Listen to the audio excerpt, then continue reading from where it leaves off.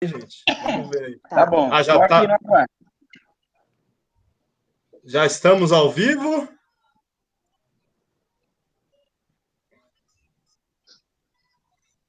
Né? Ah, já estamos ao vivo. Boa noite a todos e todas aí que estão hoje presentes e acompanhando aí a nossa live. É, é a live aí do curso popular Democracia e Luta. Hoje nós vamos tratar de um tema aí que é sempre importante, mas eu acho que agora, cada dia que passa no meio dessa pandemia, tem se tornado mais importante aí essa discussão, que é a questão do conselho tutelar e o direito das crianças e adolescentes. A gente sabe aí que durante a pandemia muita coisa relacionada aí à criança e adolescente está sendo negada, entre elas aí o direito à educação, porque a gente sabe que essa proposta online, inclusive, não dá direito a acesso de todas elas. Hoje nós vamos ter a participação aqui nesse debate, nessa discussão com a gente aqui, o Robério Borges, a Fernanda Abreu e o Mildo Ferreira. Pedir aí, quem está acompanhando a gente, não esquecer de curtir nossa página aí, página Coletivo Democracia e Luta. Façam seus comentários aí no chat que será importante para a gente e façam suas perguntas aí para os três aí no decorrer da live, que será lido aí, será questionado e eles vão responder aí de acordo com o possível. Tá certo? Eu acho que a gente já pode iniciar aí o nosso debate. Vou começar aqui com o Mildo. O Mildo é assistente social, conselheiro tutelar da região da Sé, coordenador da Comissão de Medida Socioeducativa dos 52 conselhos tutelares da capital e ativista do movimento de moradia MSTRU. Ele vai tratar um pouco aí do histórico da infância no Brasil. Mildo, boa noite e pode fazer uso aí da palavra. Estamos ansiosos por te ouvir. Boa noite a todos. A minha apresentação nós dividimos em três partes, né? Eu, o Robério e a Fernanda. Eu vou trazer o contexto histórico. O Robério vai trazer sobre as atribuições do Conselho Tutelar. E a Fernanda vai falar um pouco como é o Conselho Tutelar da Sé. Tá? Para isso, eu separei um material que é um slide, que eu acho que é o Donizete que vai estar compartilhando o slide. Tá? Esse slide ele vai trazer um pouco do contexto histórico, como se deu a combinação do ECA, né? Historicamente, como que chegou até essa legislação que nós chamamos hoje de Estatuto da Criança e do Adolescente, que é a Lei 8.069 de 1990. Tá ok? Deixa eu só um minutinho só para ver. Donizete, você consegue colocar aí o... Deixa eu ver aqui. Estou só aguardando.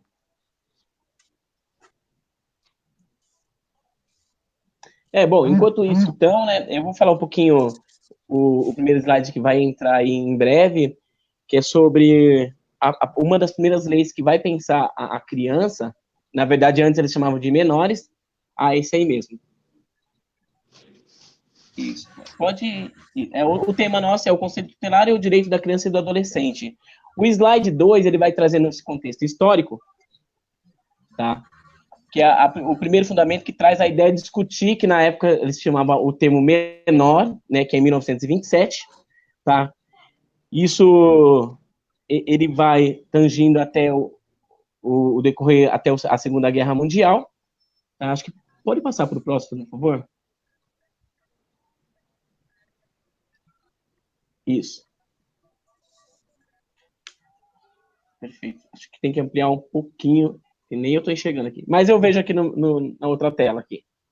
Não tem problema. Eu acho que Pessoal, quem está aí no chat aí, se não estiver visualizando, se tiver dificuldade de visualizar, informa para a gente aí que a gente amplia um pouco o tamanho da tela. Tá bom? Então, como eu tenho, agora eu tenho, na verdade, tenho 13 minutos, né? Então, eu tenho 13 minutos, então até 7h25. Então, esse primeiro slide, ele traz um pouco do direito penal, né, que vem com o Código de Menores, que é o primeiro código que é discutido no Brasil, que é em 1927. Então, antes desse código, não tem nenhuma legislação que discutia a questão, na época, que se chamava menores, que hoje nós falamos criança e adolescente. Durante esse decorrer, a gente passa o período do Getúlio, e depois vai até para a Segunda Guerra Mundial. Tá? E o que ocorre na Segunda Guerra Mundial? Posteriormente, tem a Convenção dos Direitos Humanos Universal, que vai começar a repensar novamente essa sociedade. Entendeu? Após isso, nós vamos ter também paralelo a isso, nós vamos ter a Organização da Sociedade, que, no caso, pode ser representada pela Pastoral da Criança. Inclusive, a Pastoral era um dos primeiros organizações que ela passa a organizar o estatuto escrito. Entendeu? Então, tudo aquilo que a gente lê no papel hoje foi uma construção da comunidade através da Pastoral da Criança, tá? E, posteriormente a isso, ele volta a discutir novamente a questão, na época eles falavam menores, e a gente vê no papel hoje, com a ditadura militar, tem alguém com o microfone aberto. Entendeu? E com a ditadura militar, em 1979, gera o segundo Código de Menores, que é o que é mais conhecido para nós hoje, que ele entendia que era uma situação irregular do adolescente. Tá? Com a queda do regime militar, né, vence a Constituição de 1988, e que no artigo dela, 227, ele vai culminar na implementação do Estatuto da Criança e Adolescente, que ocorre em 1990. Tá? Então, quem lê lá no Estatuto da Criança e Adolescente, o final, ele vai falar que ele revoga todas as leis, inclusive, que é a lei do Código de Menores, de 1979. Então, se alguém tiver com o estatuto, pode ler lá o último artigo, vai falar exatamente sobre isso. No próximo slide, daí eu vou fazer o quê? Um comparativo, tá? Eu até trouxe um pequeno vídeo aí, depois não sei se vai ser possível passar, mas seria muito bacana a gente passar esse vídeo para as pessoas entenderem. O próximo slide, ele vai trazer um comparativo. Então, o primeiro eixo aí, ele vai trazer sobre a questão do Código de Menores de 1927, tá? O segundo traz sobre o Código de Menores de 1979, que é o do período da ditadura, tá? E o terceiro, o Estatuto da Criança e Adolescente, que ele rege a proteção integral. Então, o que ele entendia o primeiro Código de Menores? Entendia que abandonados e delinquentes, entendeu? Então, na verdade, o Estado, ele fazia essa leitura, entendeu? Na verdade, eles não falavam nem criança e adolescente. Eles falavam os menores de 18 anos, eram abandonados e delinquentes. Em 1979, tem uma abrangência que vai estender até os 21 anos de idade, entendeu? Que eles entendiam que eram os carentes e abandonados. Inclusive, que é nesse período que aparece uma coisa chamada a roda dos expostos, que era quando a pessoa, ela tinha o filho e ela não queria o filho, ela podia entregar para o Estado, entendeu? A Santa Cecília, aqui, a Santa Casa da Santa Cecília, ela teve uma roda dos expostos. Quem entrar ali no metrô da Santa Cecília, na parede tem essa foto dessa roda que existiu naquela região ali, tá? E no gráfico, depois vem o Estatuto da Criança do Adolescente, que traz a proteção integral das crianças e adolescentes, tá? Que ele passa a reconhecer um ser como um direito, um ser que tem por direito, né? O que é importante a gente mesclar nesse período aí do Estatuto, ele vai reconhecer o indivíduo como um ser em desenvolvimento social. Paralelo a isso, o que ocorre nesse período também? A própria psicanálise, ela já começa a repensar a sociedade, entendeu? Então, ela tira esse padrão de os menores de idade e ela começa a discutir criança e adolescente. Então, ela vai criando várias faixas etárias do desenvolvimento da pessoa humana. No próximo gráfico ali, pode passar aí, ó. Você tem que sempre clicar 2 vezes, porque ele tem um movimento, esse slide. Tá. O próximo ali é o objetivo. Deixa eu ver, voltou ali. O objetivo, é o anterior. É o anterior, o slide 2. O objetivo daí, por exemplo, do Código de 1927, ele dispõe sobre assistência e proteção de menores de 18 anos, tá? O Código de Menores de 1979, ele já dispunha sobre assistência a menores entre 0 a 18 anos de idade, entendeu? E se encontrava em situação irregular. E entre 18 a 21, nos casos previstos em lei. Tá?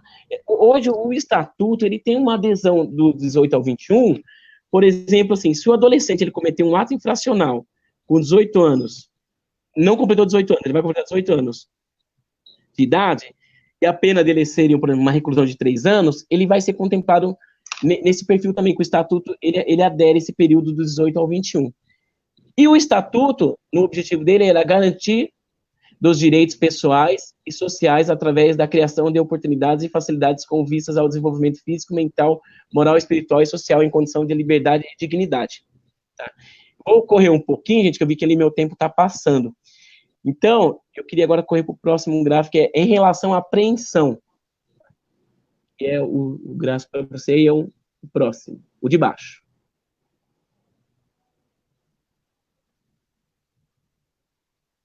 Tá. Em relação à apreensão, no Código de 1927, a autoridade judicial, policial ou administrativa, ela devia, e qualquer pessoa podia apreender ou deter um menor abandonado ou delinquente. Então, por exemplo, encontrava um adolescente na rua, qualquer um podia ir lá apreender ele, entendeu?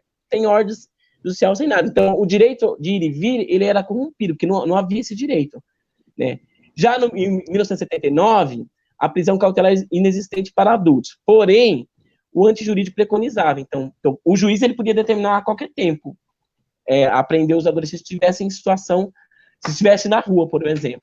E já o Estatuto da Criança e Adolescente, ele restringe a apreensão, apenas em 2 casos, né? No caso, o flagrante delito, tá? Então, o que ele vai fazer? O que ele vai trazer somente essa apreensão aos adolescentes que cometeram o ato infracional, tá?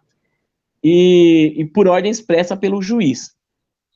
Passando para o próximo gráfico ali, eu queria falar um pouquinho também que, quando eu comentei sobre a questão da psicanálise, que ela traz essa discussão da fragmentação. Pode descer para o próximo, né, por favor. Aí, até um trocadilho nessa imagem aí, é o próximo. Isso. É um trocadilho, né, que é o maior homem do mundo e o menor homem do mundo, né, mas, na verdade, isso daí era uma reprodução da sociedade muito recente, porque é a psicanálise que vai fazer essa divisão de criança e adolescente. Antes, entendia-se que era o pequeno adulto. Entendeu? Então, por isso que o Estado, ele dava o poder de alguém sobre alguém, entende? O próximo slide aí, daí ele vem combinando com a Constituição Federal no artigo 227, que eu coloquei lá no início, lá, que é dever da família, da sociedade e do Estado assegurar a criança e o adolescente com absoluta prioridade o direito à vida, à saúde, à alimentação, à educação, ao lazer, à profissionalização, à cultura, à dignidade e ao respeito à liberdade e à convivência familiar. Tudo isso daí são direitos fundamentais que estão previstos depois no Estatuto da Criança e do Adolescente, no seu artigo 4º, tá? Existe também essa absoluta prioridade no Estatuto do Idoso também. O Estatuto do Idoso teve uma alteração e eles incluíram isso no Estatuto do Idoso, que são os 2 campos da sociedade que estão sendo pensados na absoluta prioridade. Tá? E no próximo artigo aí ele traz a abertura. Como qualquer legislação, ela vai abrir o que aquela legislação vai propor, entendeu? O que ela vai dispor. Então, no caso, o Estatuto da Criança e do Adolescente, ele vai dispor sobre a proteção integral da criança e do adolescente. Então, o que é essa proteção integral, entendeu? Ela tem, na verdade, como fundamento a concepção de criança e adolescente sujeitos de direito, entendeu? E que não havia esse reconhecimento antes. As pessoas entendiam que era o pequeno adulto, entendeu? E quando ele virasse adulto, ele passaria a ter direitos. Tá? Isso, o que ocorre? É frente à família. Então, por exemplo, ninguém mais tem posse sobre a criança ou adolescente, entendeu? Nem o Estado, entendeu? Porque eles são sujeitos de direitos. E ele rompe daí com a ideia que sejam simples objetos de intervenção no mundo adulto.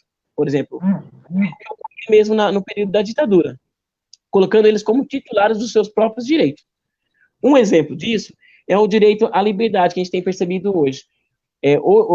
Por exemplo, quando houve a ocupação das escolas, teve vários contras e prós, tudo em relação a isso, mas ali trazia também um pouco da discussão da liberdade do pensamento dos adolescentes.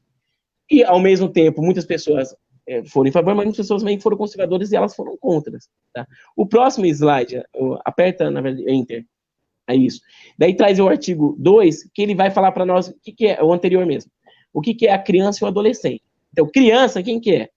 É a criança de 0 até 11 meses e 29 dias. Essa é a criança para nós.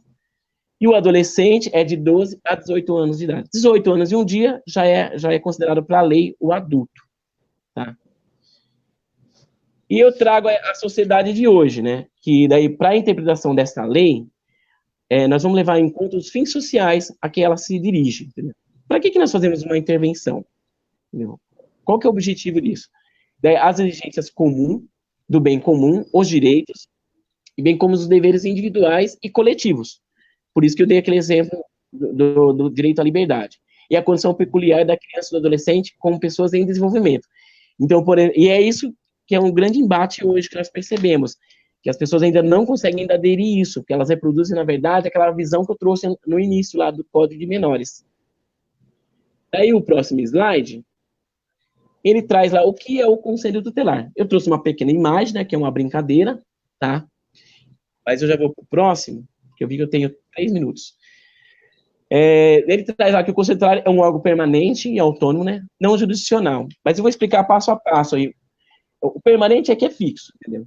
Ele veio, ele está fixo. Tá? O autônomo é que não tem intervenção, por exemplo, do Ministério Público sobre a ação do conselheiro. Então, o conselho, por exemplo, ele é composto de 5 membros, e os conselhos, eles recebem, o Roberto vai falar melhor sobre isso, mas ele recebe a denúncia, e daí é discutido os meios para garantir ou para retomar aquele direito da criança e do adolescente, entendeu? Fazendo a intervenção ou na comunidade, ou até na questão, intervenção do Estado, tá? Não jurisdicional, porque nós não julgamos, tá? Nós não somos juízes, e nós somos encarregados pela sociedade de zelar pelo direito. Então, é uma outra discussão que é importante nós entendermos. O Conselho Tutelar, ele não executa, por exemplo, ele vai cuidar da criança, não, ele vai cuidar do direito que aquela criança tem. Por um exemplo, a criança estava na creche e o pai ocorreu algum fato, não pôde buscar. Isso, estou dando um exemplo, mas isso ocorre constantemente. Daí muitas pessoas fazem a leitura de que o conselho tem que ir lá pegar a criança, entendeu? Mas qual que é o direito da criança? O direito da criança é o pai ir lá buscar ela. E daí, onde ela está? Na escola. Então, quem tem que articular? É a escola com o pai. É isso que a gente começa a explicar na escola, para elas aprenderem a trabalhar isso administrativamente, internamente entre eles. Passando para o próximo slide, eu tenho 2 minutos, e daí ele vai trazer a explicação que eu acabei de falar, que o Conselho Tutelar, ele é um órgão, tá? Então, ele é parte de alguma coisa, ele é permanente, tá? É autônomo e não jurisdicional. No slide seguinte, eu trago um pouco da discussão dos direitos fundamentais. Porque assim, toda ação nossa, ela vai focar os direitos fundamentais. Então, a gente tem que aprender a fazer a leitura. Quais são esses direitos fundamentais? Porque se a gente não reconhece os direitos fundamentais, nós não conseguimos reconhecer qual que é a violação que está ocorrendo em relação à criança ou adolescente. Tá? Que parece muito simples, pode ir passando os slides. Mas, na verdade, não é. Um dos direitos fundamentais inicial, que é o nascer, é um direito. Então, por exemplo, é até curioso que esse direito, ele é o direito que está tendo uma abstração muito forte pela sociedade. Por exemplo, no passado, muitas pessoas, elas nasciam e elas não eram registradas naquele momento imediato. Então, tem pessoas, que, por exemplo, que nasceram e elas foram registradas 1 ano depois, entendeu? Porque não havia uma abstração da sociedade em relação a esse direito. Hoje, não. Hoje, o que a gente está constando? Várias maternidades estão tendo o cartório junto para quê? Para a pessoa já nascer e já sair com o registro. Que isso já é um direito. Então, isso está sendo um dos primeiros direitos de abstração vinculado ao ECA pela sociedade. Isso é importante. Quer ver um exemplo? Existem sociedades que, se você, por exemplo, saísse na rua e encontrasse uma criança, você não simplesmente veria a criança e iria embora. Você ia procurar alguns meios para tentar ajudar. Porque você já abstraiu que esse é o direito à vida. Entendeu? Mas há sociedades que não. Entendeu? Porque aquela cultura e aquela sociedade ainda não abstraiu esse direito, que já é diferente da nossa. Tá?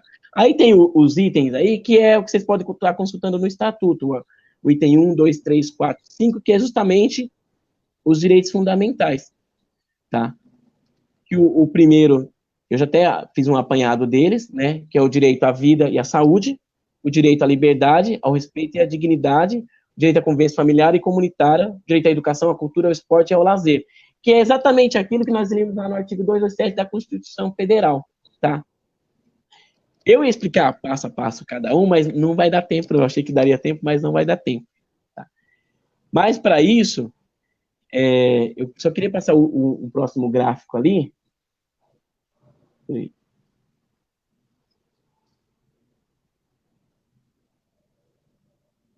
Tá, e é o de baixo.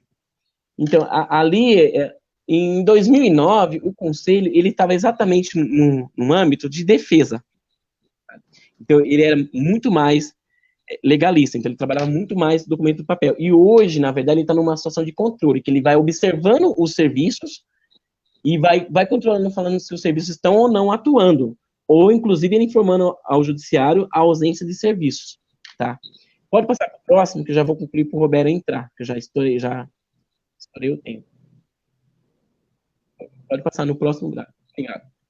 Agora, esse gráfico, ele é um gráfico muito bacana, que ele traz o sistema de garantia de direito. Então, ele vai entendendo o que é cada coisa no maquinário.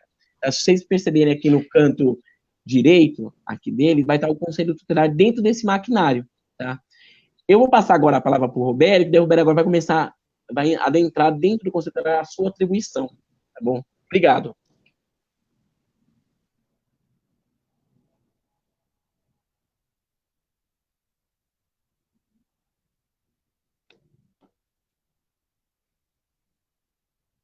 Posso começar, então? Davi, posso começar?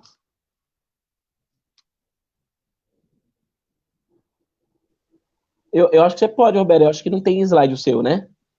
Tá. Não tem slide. Eu vou me apresentar rapidinho, né? Porque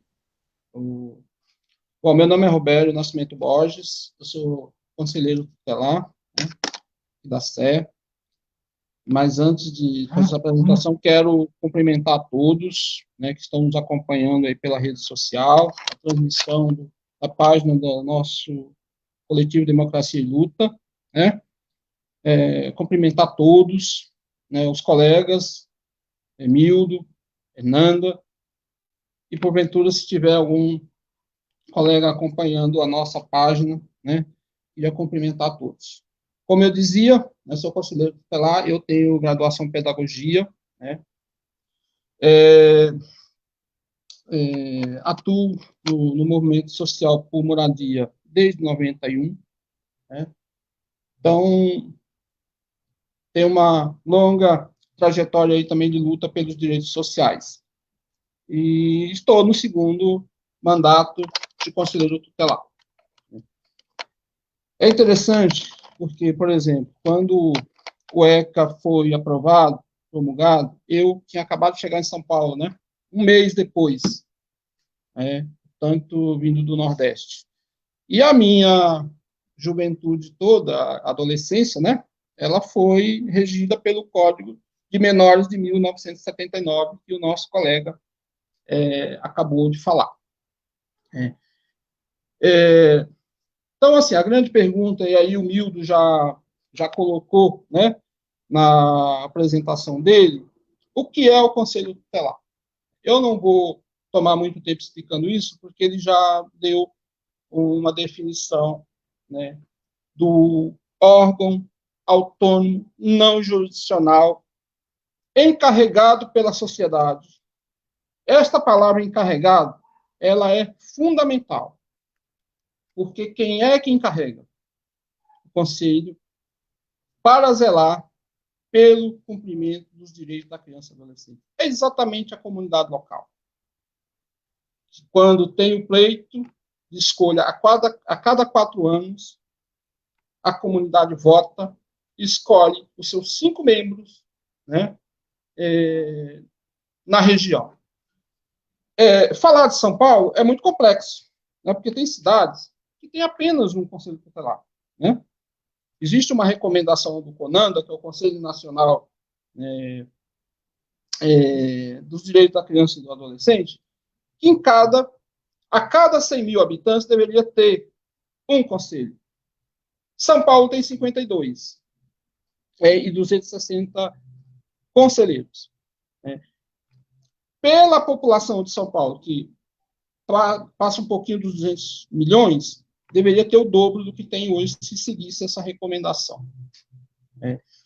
Agora é interessante, porque quando o Mildo coloca essa questão, ele é um órgão autônomo, aí onde a gente começa a ter avanços, mas também alguns problemas.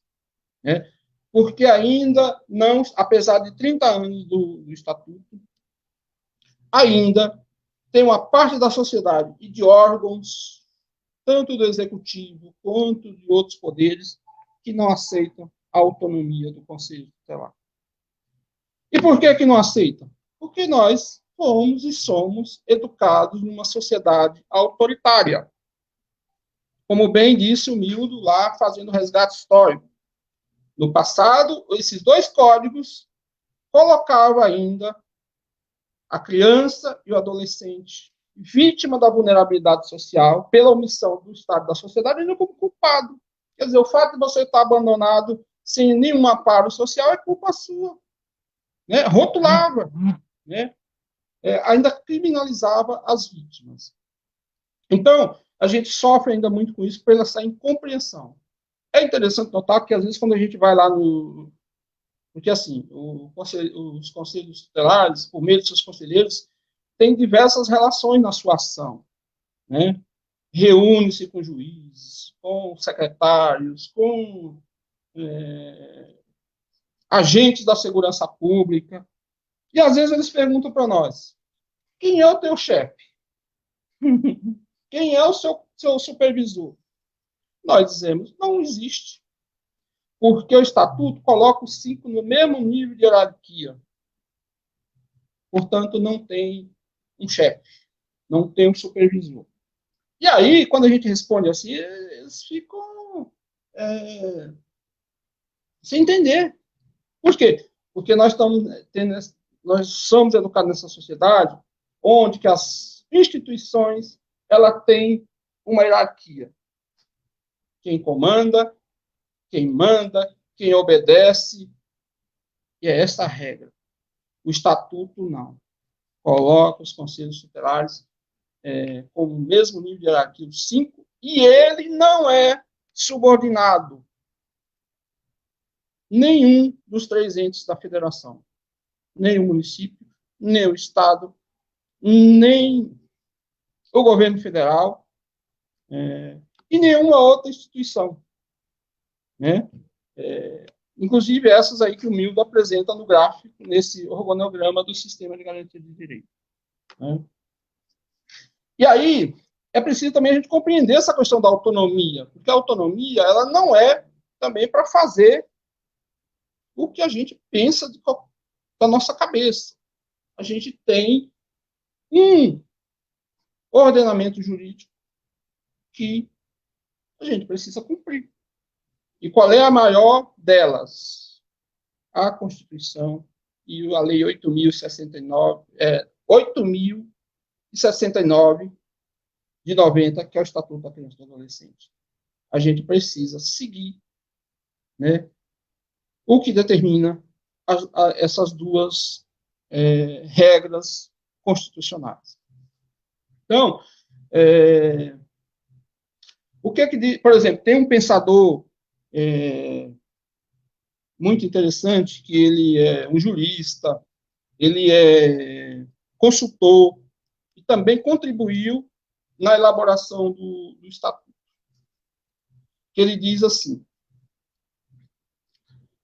que o nome dele é o professor Edson Silva. Tem autonomia para desempenhar as atribuições que lhe são confiadas pelo Estatuto Federal, que é o ECA. Então, a gente, por ter autonomia, não significa que essa autonomia é para a gente fazer a coisa sem zelo, sem cuidado, sem obediência às regras definida no Estatuto da Criança e do Adolescente. Pois bem. E aí, assim, vou fazer um comentário, porque quando se fala da gente cumprir isso e zelar pela garantia de direitos de criança e adolescente, dentro desse histórico que o Mildo acabou de fazer para nós, a explanação, daquele sistema dos 2 códigos de menores, que não se pensava política pública, não se adotava nenhum sistema de proteção integral da criança e do adolescente, né? Como ele bem disse no artigo 227 da Constituição, né? No 4º do Estatuto, né? Que ali, por exemplo, se pega o 227, o que se precisa para ter a doutrina da proteção integral? Um rol de políticas públicas que tem que ser uma ação articulada entre os 3 entes da federação. A União, que aí é o governo federal, os estados e os municípios. Quem fica com a maior parcela de responsabilidade para desenvolver as políticas públicas para a proteção integral da criança e do adolescente é o município. Mas não isenta o Estado da sua responsabilidade. A União, vou dar um exemplo da União, que é o governo federal. A gente está acompanhando há esses 2 dias a questão do Fundeb, né, que é a aprovação daquele recurso, daquele programa para o financiamento do desenvolvimento da educação básica. Que ele depois tem que repassar esse recurso para estados e municípios. Porque a educação fundamental, ela, com a nova lei da educação, ela foi transferida toda a responsabilidade para os municípios. Agora, por que nós estamos fazendo esse paralelo? Porque o Estatuto, quando coloca essa doutrina da proteção integral, avança-se muito. Avança-se muito. Mas ainda nós estamos convivendo com dados ainda chocantes, né, de violação de direitos de criança e adolescente. E aí é onde entra o Conselho Tutelar. Quando é que ele vai agir? Eu gosto muito do artigo 98 do Estatuto, que fala assim: as medidas de proteção à criança e ao adolescente são aplicados sempre que os direitos reconhecidos nesta lei forem ameaçados ou violados. Então, todas as vezes que houver uma ameaça, né, ou a violação, é possível a ação do Conselho. E aí eu vou pegar só aqui um exemplo, porque o tempo corre, né? Tem que passar para a nossa colega. Por exemplo, por ação ou omissão da sociedade ou do Estado. Eu queria ficar só nesse exemplo. Nós estamos vendo o Estado se omitindo e regredindo com o corte de financiamento para os programas de políticas públicas para criança e adolescente. Aquela PEC que congelou o investimento por 20 anos é um exemplo. Né? A situação de rua que tem aqui no centro, né? Que, aliás, queria fazer uma referência, que eu também faço parte da Comissão de Políticas Públicas, né? Dos Conselhos Tutelares, e o nosso coordenador é o Wilson Coutinho da Moca, que a nossa comissão está atuando para denunciar essa omissão do município de São Paulo por não ter uma normativa, né, para desenvolver um programa de políticas públicas para atenção às crianças e adolescentes em situação de rua. E qual é o papel do Conselho? E quais são as atribuições do Conselho? Não vai dar tempo de falar tudo, mas elas estão lá no artigo 133 do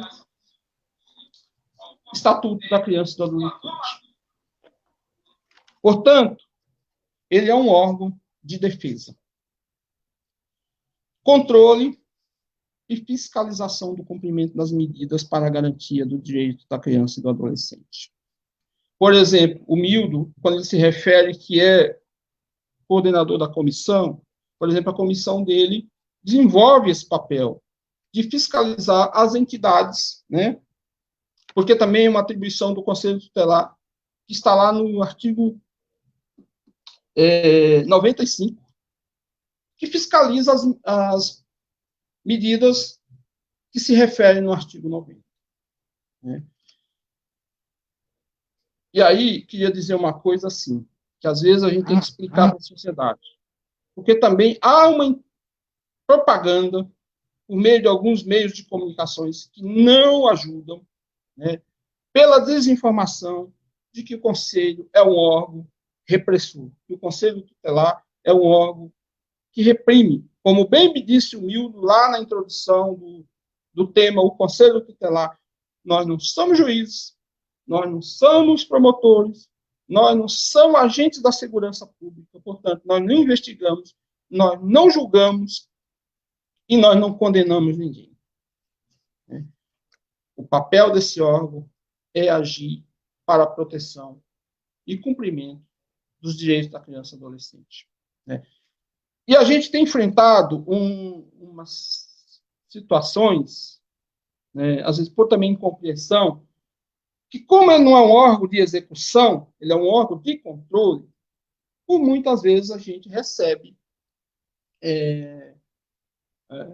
determinações equivocadas, solicitações para a gente desempenhar funções de execução, de atendimento, que são privativas da saúde, da educação, da assistência social.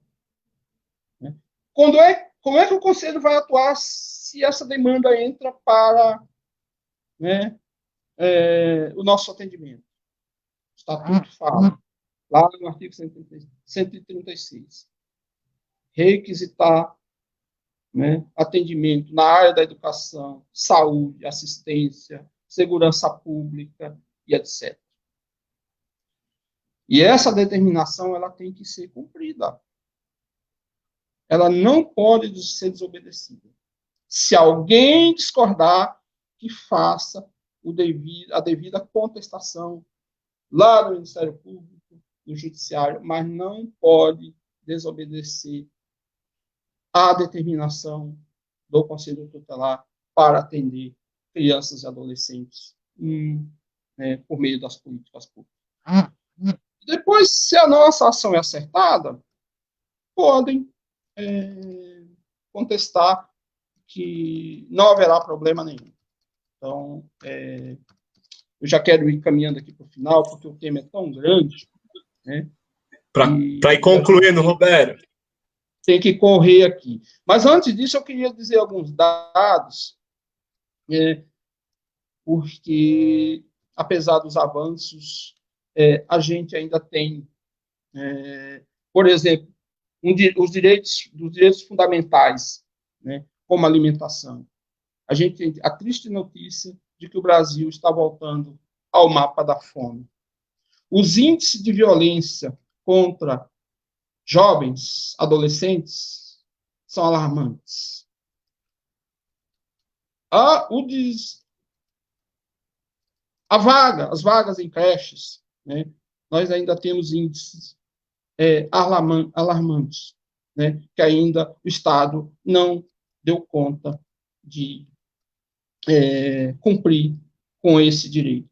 E o intuito disso daqui, agora para concluir, é que a sociedade que conquistou esse instrumento legal por meio de luta, tem que se mobilizar para que essa maravilhosa lei seja, de fato, implementada na sua amplitude. Porque, como tem um jargão no direito, o direito não socorre a quem dorme. Se houve mobilização para conquistar o ECA, essa lei revolucionária, é preciso que a gente mobilize a sociedade civil para que esse direito seja atendido na sua amplitude. Muito obrigado e até a próxima. Obrigado aí, Robério, nosso conselheiro tutelar aí. Tinha dado um problema, não consegui fazer a passagem do Mildo para o Robério, mas agradecer aí também a contribuição do Mildo, que esclareceu bastante coisas sobre a história aí das lutas que levaram aí à construção do ECA, e agora o Robério que deu um pouco do panorama, que às vezes cobramos até indevidamente aí os conselheiros na sua atuação por não conhecer, né? Agradecer na nossa audiência rotativa aí da internet, todo mundo que está participando, pedir para que curtam a nossa página, para que façam seus comentários, para que compartilhem o conteúdo. Lembrar que essa já se eu não me engano, a nossa 7ª aula, então as outras aulas estão todas aí na página também. E vamos passar aí para a Fernanda, que é a nossa ativista aí das lutas sociais, é assistente social, é conselheira tutelar e ativista aí pelo direito à moradia. Ela vai falar um pouco aí da atuação dos conselheiros tutelares diante da violação de direitos que existem. Fernanda, bem-vinda, está com a palavra aí. Boa noite, meu nome é Fernanda, de formação formada em serviço social, sou ativista do direito da moradia e do direito da criança e do adolescente. Falando hoje aqui sobre conselho tutelar, para mim, foi para mim uma experiência muito boa, é meu segundo mandato. Entrei no conselho tutelar, quis me candidatar a conselheira tutelar, porque eu vi esse órgão muito mal falado, mas eu vejo que é um órgão de relevância e importância hoje para garantir o direito da criança e adolescente. Hoje eu falo para as pessoas que quem lutou pelo ECA e quando colocou o conselho tutelar lá dentro do ECA, para garantir o direito da criança e adolescente, foi muito sábios, e mesmo com o conselho hoje, a gente não consegue muitas vezes garantir o direito das crianças e adolescentes. A criança e adolescente, lá no artigo 4, como tá descrito, né, tem o direito absoluto e prioritário, mas a gente não vê isso pela sociedade, a gente não vê isso pelos nossos governantes, e muitas vezes, tudo isso respalda na onde? Na família daquelas crianças, que acaba violando o direito das crianças. Porque a gente vê as pessoas falando, foi a família que violou. Não, não é a família. O Estado viola, a sociedade fecha os olhos e a família acaba violando o direito dos seus filhos, daquelas crianças. Então, hoje, não é na nossa cidade, não, hoje no nosso país, a falta de políticas públicas para criança e adolescente é gritante. Crianças não têm espaço de lazer, não têm espaço de cultura, elas não têm direito à voz, e lá no Estatuto está dizendo que elas têm. O Estatuto traz para as crianças, traz para a gente, para as crianças e para os adolescentes, que eles são direitos, cidadãos de direitos. E a gente, adulto, não vê isso. A gente quer decidir por eles. Quando o Estatuto foi criado, se você ver na história, tinha crianças lutando por eles, tinha crianças que iam para ruas para lutar pelo Estatuto. Hoje, se a gente pegar crianças e adolescentes na rua, se os adolescentes foram na rua brigar pela sua escola, já chama o conselho, porque eles não podem estar lá discutindo. Eles podem sim, são eles que vão discutir. Eu dou um exemplo muito grande da época do reordenamento das escolas, quando queriam fechar várias escolas e mutuar os adolescentes e as crianças em outras escolas, uma única escola. Quem foi para a rua? Quem foi brigar por eles? Eles mesmos. Os adolescentes estavam lá brigando por eles. Os adolescentes ocuparam as escolas. Eles brigaram. Porque quem poderia garantir que era o governo estava violando aquele direito deles. Então, hoje, tem que pegar o estatuto, as pessoas têm que saber o que é o conselho tutelar, cobrar o conselheiro da forma que deveria cobrar o conselho.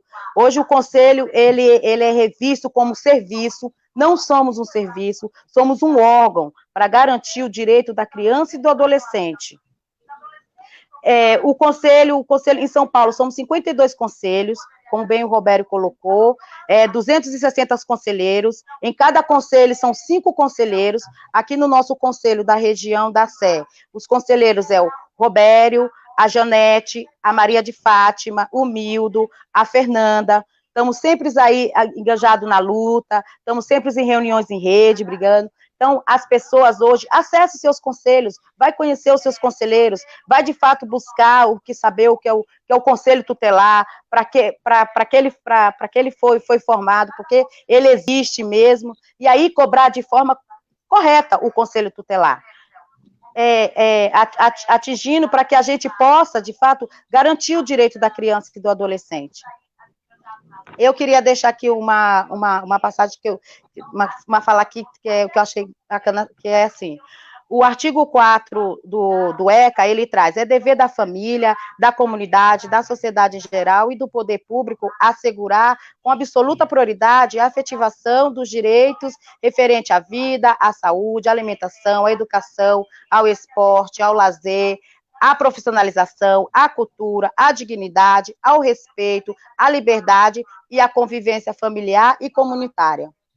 Hoje o governo nega, a sociedade fecha os olhos e a família acaba violando o direito dos seus filhos, o direito da criança e do adolescente. Mas a família não é a maior violadora do direito das crianças e adolescentes. Então vamos buscar quem é o maior violador e cobrar junto com os conselhos tutelares. Era isso que eu tinha para dizer e esperar agora as perguntas das pessoas que estão participando.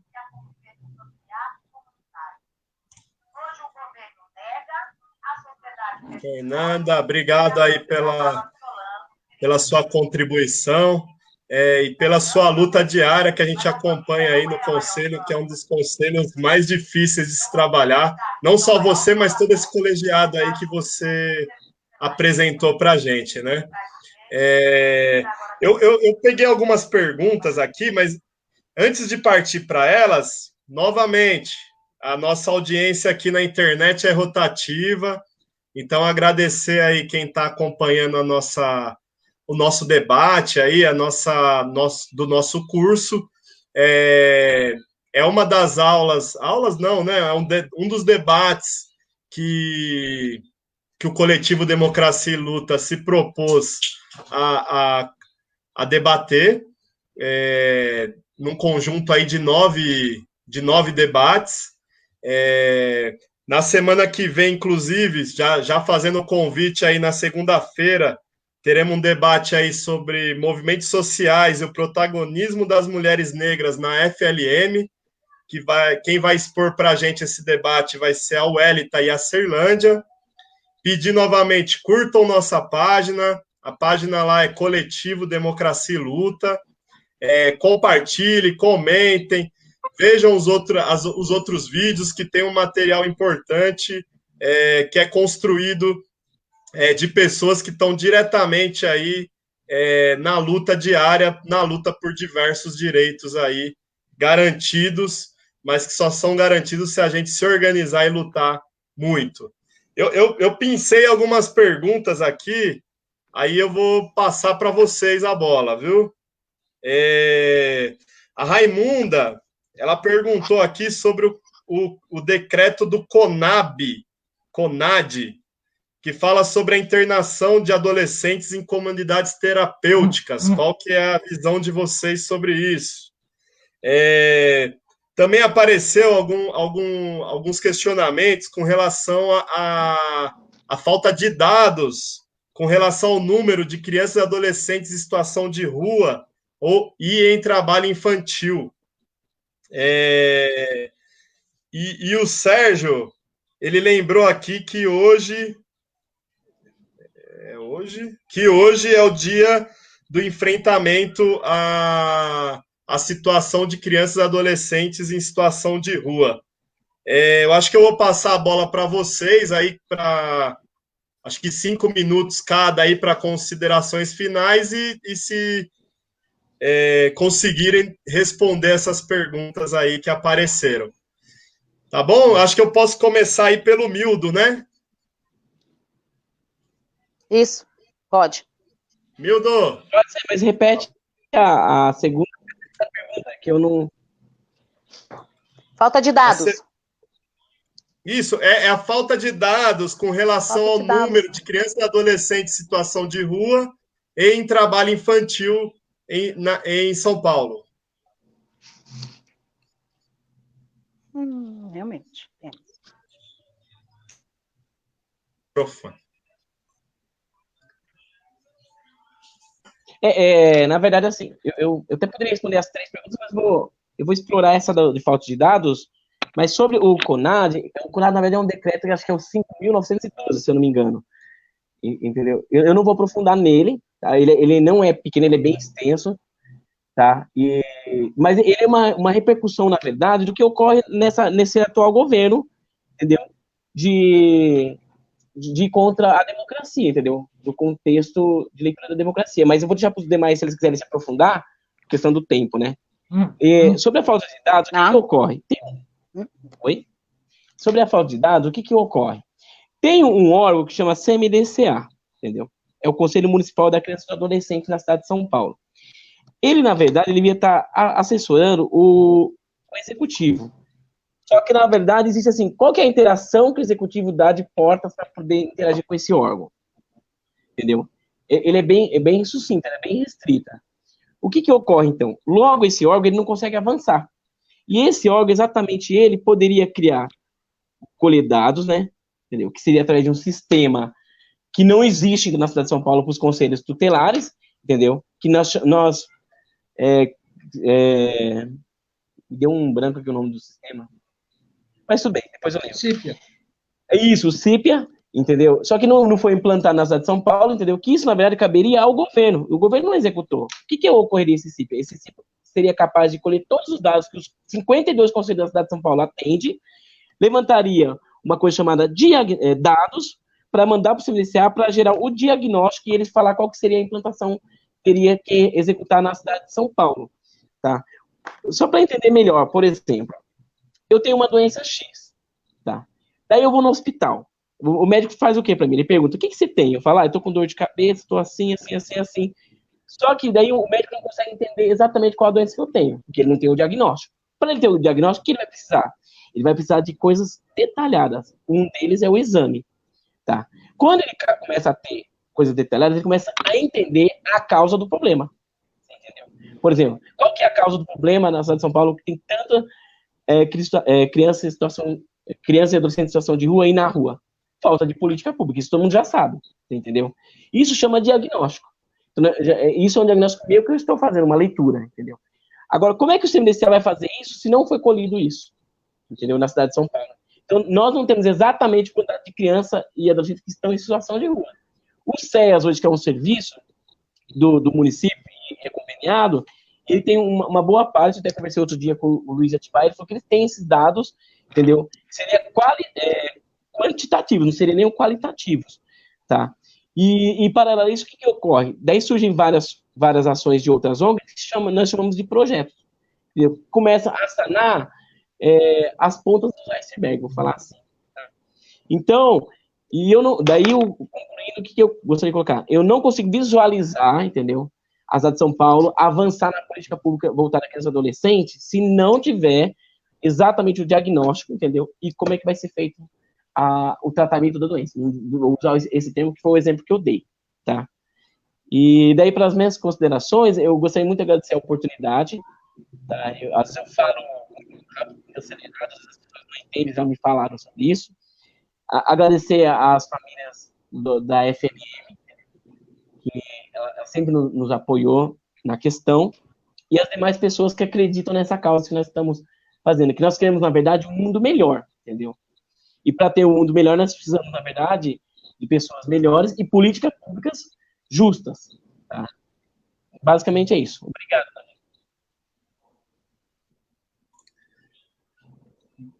Obrigado, Mildo. Passar agora aí para o Robério. Quero agradecer as pessoas que formularam as questões. Confesso de que sobre o decreto que se refere a Raimunda, nós vamos precisar, em um outro momento, trazer mais dados, mais informações. E por que eu estou dizendo isso?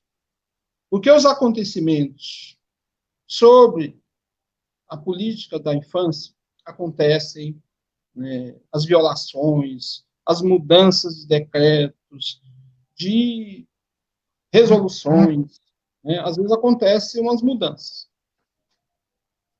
O que a gente deveria ter como suporte do município de São Paulo, por meio da Secretaria de Direitos Humanos, que é a secretaria que está vinculada a nós administrativamente. Um programa de formação continuada para os conselhos tutelares. Não dão. No início do mandato, deram uma que acho que eles vieram mais aprender com nós do que mesmo nos ajudar. E pagou-se uma fortuna por 5 dias de curso. Né, que era mais acho que deu a impressão que eles queriam mais saber, aprender com nós. Enfim. Dentro das atribuições do Conselho Tutelar, tem uma que eu acho que ajuda a responder essa questão, e aí, que é o seguinte: nós também temos a competência de assessorar o Poder Executivo na elaboração de proposta orçamentária para os planos, né, e programas de atendimento aos direitos da criança e do adolescente. E, para isso, a gente precisa também, enquanto órgão, né, de defesa, apresentar dados de violação de direito a partir do nosso atendimento. O que ocorre? Nós não temos um sistema administrativo que nos ajude, né, na sistematização desses dados. Agora, nessa época de pandemia, né, que, por exemplo, aumentou a violência doméstica contra crianças e adolescentes, a gente está atendendo, mesmo no sistema remoto. Home office. É esse nome aí, né, Fernanda? Home office. Né? Home office. Tá. Só que nós não temos administrativos nos apoiando. Né? Os administrativos estão também em home office, que são funcionários do município, mas não estão nos assessorando, nós estamos fazendo tudo sozinhos. Né? Então, se tivesse esse sistema integrado, que é um sistema informatizado, do qual o Mildo se refere, seria mais fácil. Né? Era só entrar no sistema e você apresenta os dados. Né? Mas nós não temos isso. Aliás, é bom dizer aqui que a Prefeitura de São Paulo foi condenada, em segunda instância, a estruturar os conselhos tutelares, né, e estão protelando para não cumprir essa sentença. Né? Por exemplo, agora, nessa semana, eu consegui instalar lá uma máquina, né, de qualidade para a gente. Mas a sede, por exemplo, do conselho é própria para atender. Né? E agora, em época de pandemia, pior. Para não estender muito essa questão da estrutura, isso é geral, não é só aqui na SES, isso é um problema geral dos 52, a falta de estrutura e condições adequadas para o trabalho. Com relação à situação de rua, e aí eu vou ficar um pouco à vontade para dizer, porque eu sou da Comissão de Políticas Públicas, como eu citei. Nós estamos atuando. O que ocorre? Tem um problema que a nossa comissão, inclusive, tomou providência, de que a SMADS, ela está mudando a tipificação do CEA às crianças e adolescentes. Acabando com o CEA específico de criança e adolescente, desrespeitando a orientação nacional por meio da tipificação, né, dos programas socioassistenciais, né, não respeita a sua própria portaria, né, que é a 46, e está acabando. Mudando esse serviço. E não pode ser ilegal. Isso é legal, não pode. A nossa comissão está contestando isso. A gente sabe, por exemplo, que a atuação do Comas, né, também nesse sentido. A outra coisa é uma minuta, que aí, como o Mildo falou, do Conselho Municipal, ele tem essa prerrogativa, por exemplo, de deliberar por meio de resolução para obrigar o município a criar uma política pública. E, neste caso, é o que a gente está cobrando aqui do município de São Paulo e dialogando com o Comas e com o CMDCA, para que eles resolvam logo, né, essa resolução, para que a gente obrigue o município de São Paulo a ter uma política pública para atenção em situação de rua. Né? Então, assim, não tem dados. Vou dar um exemplo. Foi divulgado agora, no início do ano, a pesquisa, né? Não sei se dessa vez foi a FIP que fez, que dá um total de quase 25 mil pessoas em situação de rua. Agora eu pergunto, essa resolução, aliás, esse censo contou criança e adolescente? Não. Eles não focaram esse censo em criança e adolescente. Portanto, nem o município tem, que deveria, porque a cada período, eu não lembro agora quantos anos, não sei se são 5 ou 10, eles têm que fazer um censo de população de rua. Focou na população adulta, mas não de criança e adolescente. Mas nem o município de São Paulo traz dados. Com relação ao dado do trabalho infantil, e aí é uma preocupação nossa, porque quando passar essa época, esse período do isolamento social, eu acho que isso é uma coisa que vai vir com muita força, esse problema. Porque as pessoas estão confinadas em casa, sem assistência do Estado de forma adequada, passando fome, né? E nós já estamos vendo, que o comércio está abrindo, então nós já estamos percebendo.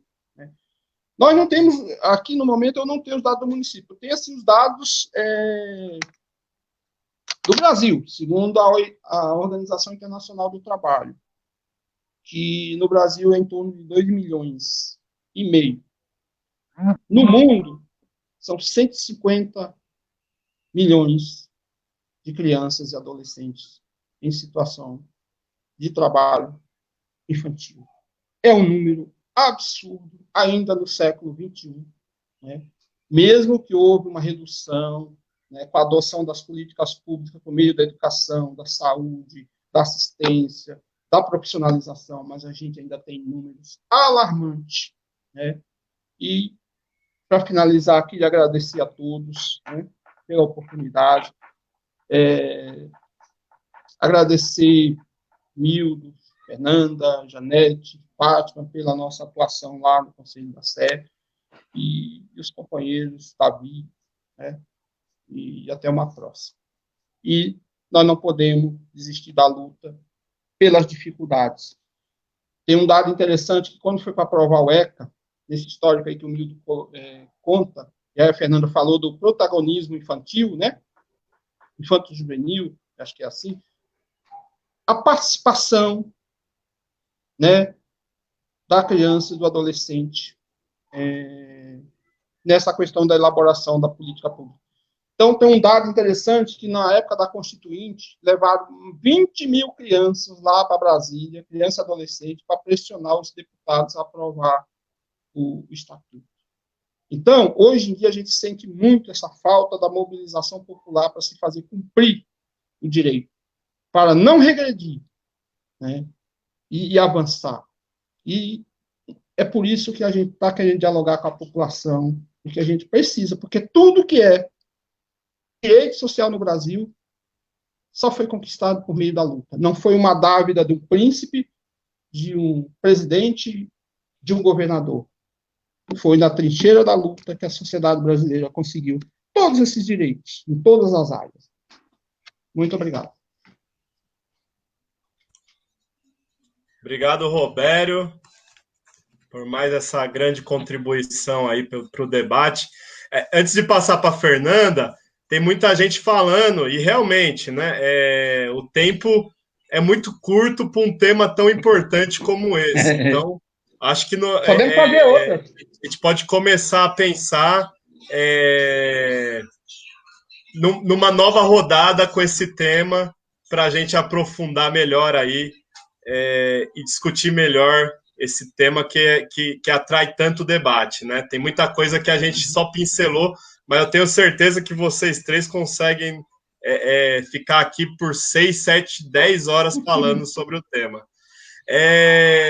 Vou passar a fala aí agora para a Fernanda, para responder as questões, fazer suas considerações, e tá com a palavra.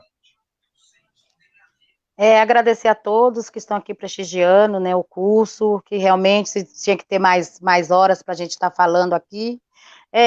Como o Robério bem disse, o Mildo também, a gente tem que se aprofundar sobre essa lei do CONAD, né, a gente tem que, todos nós, sociedade também, para se aprofundar. Também a falta de dados, a gente sente, eu, como estou no segundo mandato, brigo toda vez estou indo nas reuniões cobrando, faço essa cobrança, sim, de um sistema que toda rede, que toda rede possa ter acesso, para que a gente possa ter dados da violação do direito da criança e do adolescente numa cidade como a nossa. Não ter um sistema desse é uma falta de respeito com as nossas crianças e adolescentes. E sobre hoje, que o senhor Sérgio colocou, né, do dia 23, que é o Dia Nacional do Enfrentamento do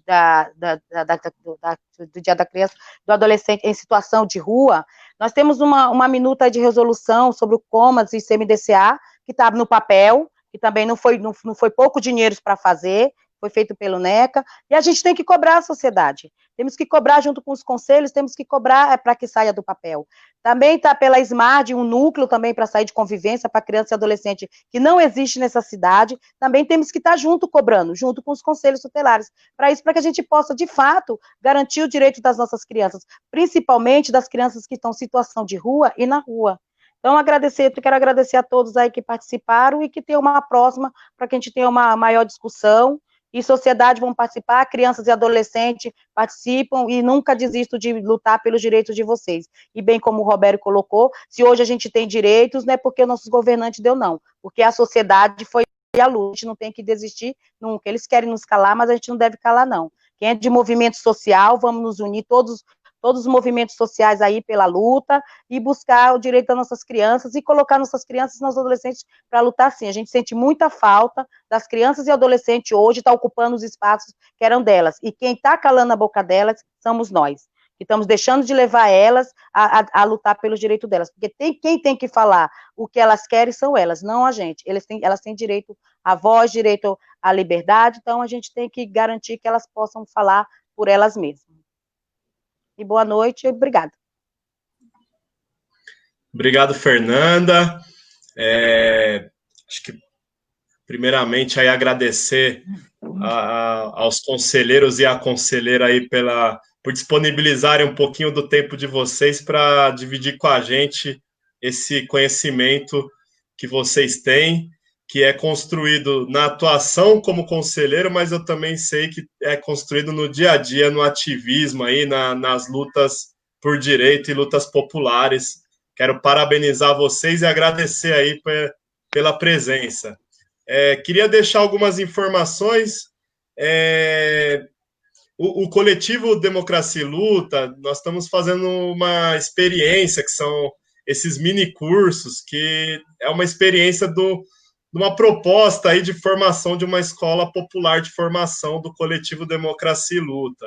Então, é uma experiência, nenhum de nós ainda domina 100% essa ferramenta, mas eu acho que aos poucos vamos dominando e vamos construindo através dessa ferramenta nesse momento de pandemia, e depois que terminar a pandemia, construir aí pessoalmente essas discussões e acho que ampliar essas discussões para levar conhecimento para as pessoas e auxiliar com esse conhecimento na organização e na luta de cada um no dia a dia. Fica o convite de novo aí para que curtam a página, que vejam os outros temas que foram debatidos aí no curso. Queria dizer aí para vocês que durante essa 1h08 que a gente está aqui debatendo com os nossos conselheiros, tivemos mais de 580 pessoas acompanhando. Que vocês sabem que a internet, eu disse umas 3 vezes, a audiência é rotativa, né? Então, é um número expressivo para uma quinta-feira à noite, de pessoas aí participando, curtindo, comentando e se interessando pela temática.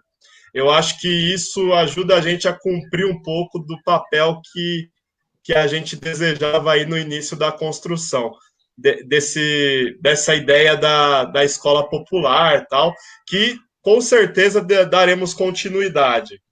A continuidade principal e mais imediata agora vai ser na segunda-feira, às 19 horas, pela página aqui do coletivo Democracia e Luta, onde a Wellita e a Cirlândia vão trazer um debate sobre a questão dos movimentos sociais e o protagonismo das mulheres negras na frente de luta por moradia. Eu acho que, de resto, agradecer novamente aí nossos conselheiros e nossa conselheira, e agradecer o Donizete aí que está nos bastidores aí auxiliando a gente também, e todos e todas que participaram desse debate. Eu acho que agora daqui é debater nos nossos locais de atuação para não deixar essa ideia morrer e a gente ajudar na formulação de propostas que melhorem o atendimento das crianças e adolescentes na cidade de São Paulo. Certo, gente? Obrigado. Da minha parte é só. Se o Milton, muito obrigado. se vocês quiserem se despedir aí, tamo junto, boa noite. E é sempre bom estar com vocês, mesmo que virtualmente. Obrigado e boa noite para todos. Boa Pessoal, noite, companheiro. Forte abraço a todos e uma boa noite. Muito obrigado pela oportunidade. Até a próxima. Também muito obrigado pela oportunidade e até a próxima.